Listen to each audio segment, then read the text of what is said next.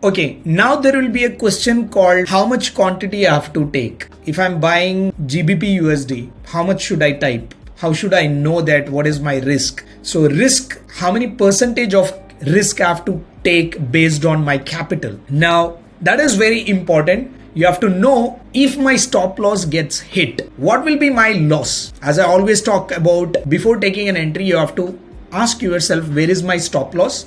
And if my stop loss gets hit, what will be my loss? Now let's assume you have $1,000. Let me explain it over here. Okay, what is my capital amount? Same, it is $1,000. So if my capital is $1,000, how much risk I have to take? A risk based on my capital. Imagine if I don't know what is my risk, if I take random quantities, I don't know how much loss I'll be having once my stop loss is getting hit, right? So we have to calculate first before we take entry. I will show you all those things, but this is very important, guys, that don't take it for granted. Don't think that it's a silly things, but this is very important part to protect your capital. If your account size is $1,000, you can take 2% of risk. Okay. Now 2% means how much, what will be the amount? 2% means it is $20. Okay. Now $20 is the risk amount, risk in percentage. And in case if your account is $500, please do message me and ask me what is the percentage or what is the risk you have to take. Because if it is too small account, then I advise my students to take a different risk, not based on percentage, based on dollars and based on their risk appetite and all. So if it is like capital is $1,000, 2% you can take. So there will be a time where you will be taking 1% of loss also. So those things I will explain it later. In case if you are keeping it 2%, then $20 is the risk. And imagine if you're taking 1% risk, you will know how to calculate, right? So I'll be just showing you the concept of how to calculate and how to take lots, how to calculate the pips and the points and all. Anyway, so let's come back to the point. So imagine my capital is 1,000, risk I'm going to take 2%. So risk in amount will be $20. Now I know that I have to take maximum $20 risk per trade. If my SL gets hit, I'll be in loss of $20. So knowing how much risk you are taking is very important than the technical analysis, because if you don't have capital, how are you going to trade? Yes or no? Now again, as I said, it is based on what is your capital. If you have a big capital, then it's a different risk which you can take. Now putting it in a standard percentage, I would say 2% is enough. Now imagine you're out of 10 trades, your 5 trade goes wrong. So it means you will lose, if you have $1,000, you will lose $100. And imagine if you have a risk to reward of 1:2 and your 5 trade goes right. Now here you will be in profitable even if your 5 trade goes wrong and 5 trade goes right. So this is based on risk to reward and this is based on your percentage wise. So this is very important. Don't take it for granted, guys. Let's dive into the content now. Imagine we got an opportunity to take an entry in GBP USD. Let's go to the chart. Alright, so this is GBP USD chart. Imagine based on our TLSE setup, we know that we will be buying at this area. Okay. Now I won't be talking much about setup things and all. I'll be just, you have to assume that we are buying at particular area and we are placing some stop loss and we are setting some target. So I won't be talking about my setups or all those stuffs. Okay. We got an opportunity with this hammer. Let's say this is my entry point and you know the color blue is my entry point and my stop loss is over this area. I'll make it red. Alright. Now where is my target? We can keep this as the target. Okay, I'll make it pink. Alright. So first of all, what do we see? We see that what is to reward ratio, right? So I'll go and I'll just place it over here. Keep it like this. This is my target. Now we are getting ready. Let's assume like this. Okay. When this is in this way with the setup, and all the criterias, whatever you have learned, how to take entry and all. Imagine your criteria has met now and you're going to take trade at this scenario. Now, while placing this instrument, you will know that the risk to reward ratio is 1:2.88. So we all know how much risk to reward you have to take. Now, this is the good risk to reward, like 1:2.88. Now we have to know how much quantity we are going to take, right? That is the factor. That is one factor which we have to understand. But we have already decided that I have $1,000 account and I'm going to take $20 risk in this particular trade. If my stop loss gets hit, what is the loss? $20. If I take one lot and if my stop loss gets hit, and if you don't calculate, we will not know what will be the loss. So we have to understand how many lots we have to take. All right, now let me give an example of stocks and currency charts. Now this is currency charts. I'll take you to the one more charts of say Reliance, and I will show you how easily we can calculate over there. Over here in currency, we require calculator to calculate our losses and to understand what is called pips and all. So first I will take you over there. Now this is the Reliance chart. So you can see, and on this right hand side, the Reliance current price is, it has closed today at 2340, which means 2,340 rupees, isn't it? It's rupees. And if you see our GBP USD or any currencies, you will be able to see something called see, you can see over here, it's not in rupees, like, you know, there is something called 1.24437. When I saw this, I was like, oh my God, how to calculate now? And all the beginners will be thinking the same thing. So this is not 1.24437 rupees. It is dollars. So these decimals. So when I first saw this, I was like, I wasn't able to understand what exactly it is. These digits, which is running only from right hand side, you can see these digits are changing, isn't it? Stock price in rupees, it is easy to calculate. Now, what do I mean by that?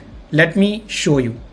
Now imagine I am buying at, say, this price. Okay, it means I am buying at 2240 rupees. If my stop loss is over here, this 2205. So let me place this one.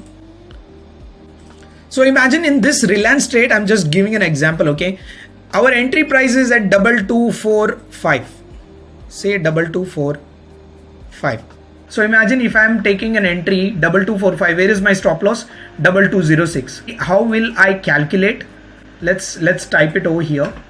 Say my entry price is, so what do I mean by entry? You all know it is buy. Okay, buying price is at 2245 and my stop loss is at 2205 and my target is 2320. Let's see, if I'm taking this trade, what will be the loss will I be having? Okay, so you can see I bought at 2245 rupees. If my SL gets hit in this trade, what will be my loss? It's easy. I'll type over here so that you will understand how to calculate. So my buying price is at 2245 minus 2205. I'll take the calculator. 2245 minus 2205. So it's easy. It's 40 rupees of loss I'll be having if my stop loss gets hit. 40 rupees of loss. And if my target gets hit, okay, what if my target gets hit? What is my buying price? You can see over here 2245. We'll calculate like this, 2320. Okay, we just need to know how many points we will be gaining.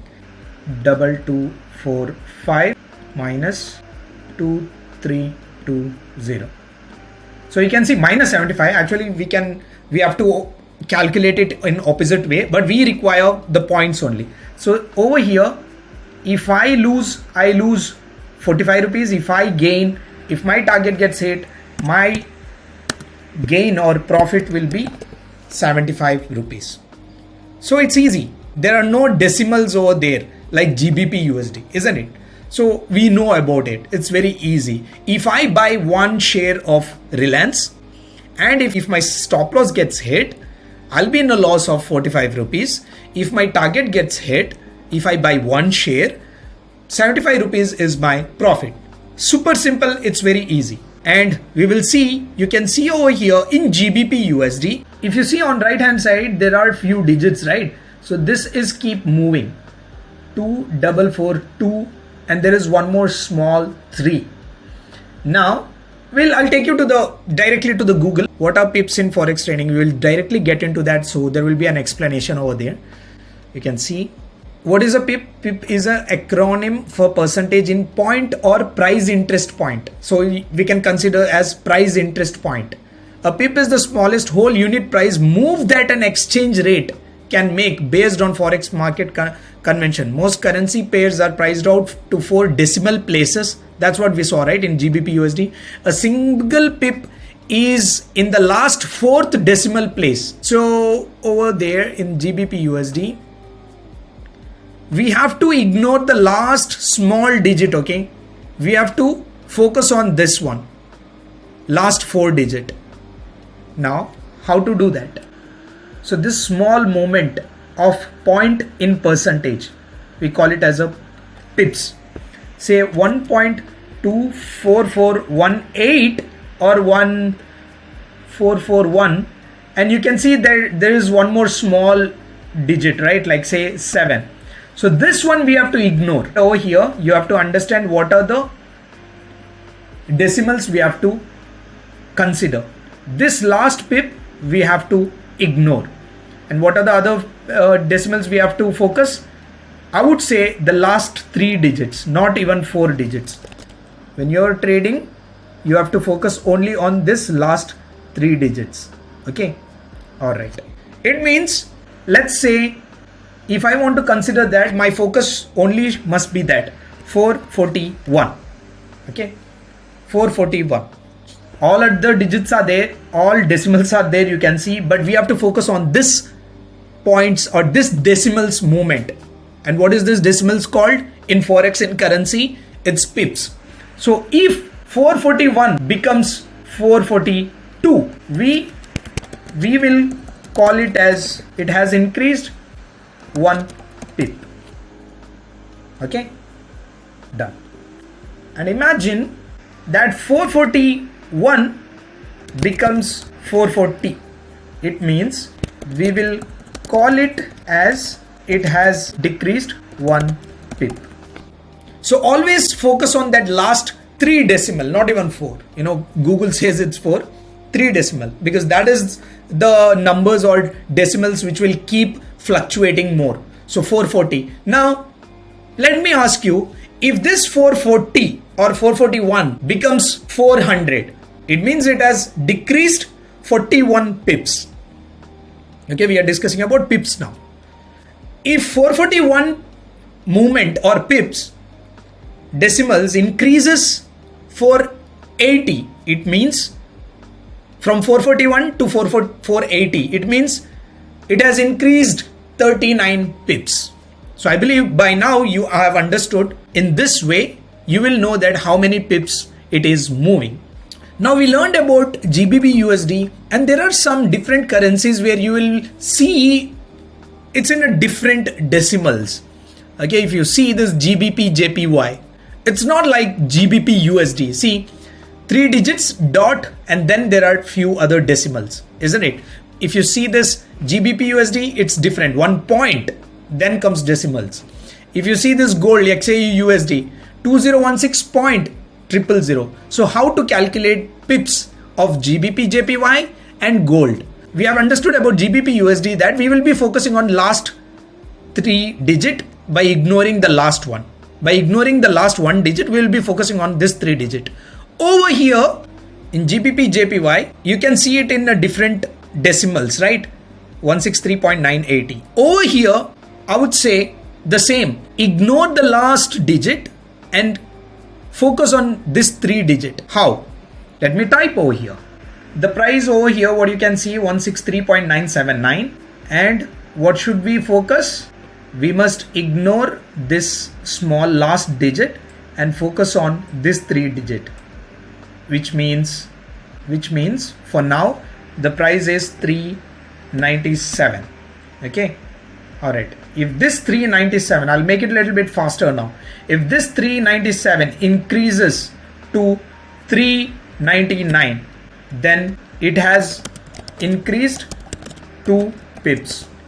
If that 397 becomes 395, it has decreased 2 pips. Done. So now, by now, you know that we have to ignore the last digit and we have to focus on that 3 digits. Okay, all right. Now we will get into this trade which we were discussing over here. Now you might be thinking, oh my god, this much of calculation, how I can do this decimal changes and all. I'll show you a very simple manner. You don't have to keep thinking about pips and all.